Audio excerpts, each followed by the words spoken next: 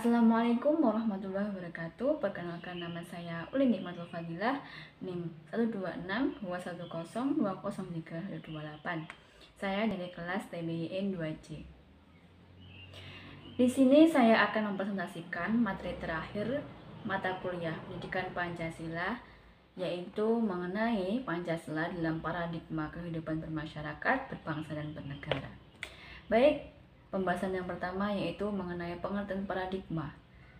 Istilah paradigma menurut Kamus Bahasa Indonesia yaitu: pertama, daftar dari semua pembentukan dari sebuah kata yang memperlihatkan konjugasi dan deklinasi kata tersebut.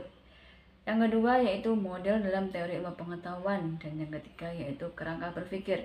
Dalam konteks ini, pengertian paradigma adalah pengertian kedua dan ketiga, yaitu khususnya ketiga, kerangka berpikir.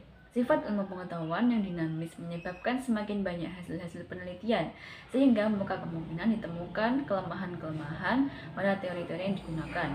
Dan dengan demikian, para ilmuwan mengkaji kembali teori-teori dasar dari ilmu itu sendiri. Contohnya yaitu dalam ilmu sosial, manakala suatu teori didasarkan kepada hasil penelitian ilmiah berdasarkan metode kuantitatif yang mengkaji manusia dan masyarakat berdasarkan sifat-sifat parsial, terukur, dan korelatif.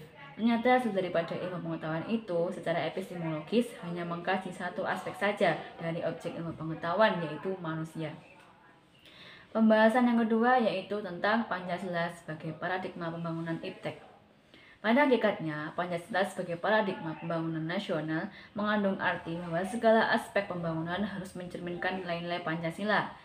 Pembangunan nasional adalah untuk manusia Indonesia, di mana manusia secara kodratnya memiliki kedudukan sebagai makhluk sosial. Kedudukan Pancasila sebagai paradigma pembangunan nasional harus memperhatikan konsep berikut ini.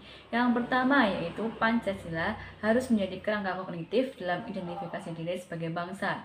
Yang kedua, Pancasila sebagai landasan pembangunan. Yang ketiga, Pancasila merupakan arah pembangunan nasional. Yang keempat, Pancasila merupakan etos pembangunan nasional. Yang kelima, Pancasila sebagai moral pembangunan.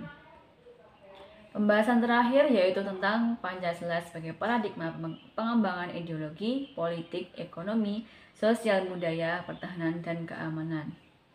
Di dalamnya tersebut terdapat 5 macam pengembangan, yaitu yang pertama, pengembangan ideologi. Yang kedua, pengembangan politik. Yang ketiga, pengembangan sosial budaya. Yang keempat, pengembangan ekonomi. Dan yang kelima, yaitu pengembangan HAMKAM. Sekian dari saya. Wassalamualaikum warahmatullahi wabarakatuh.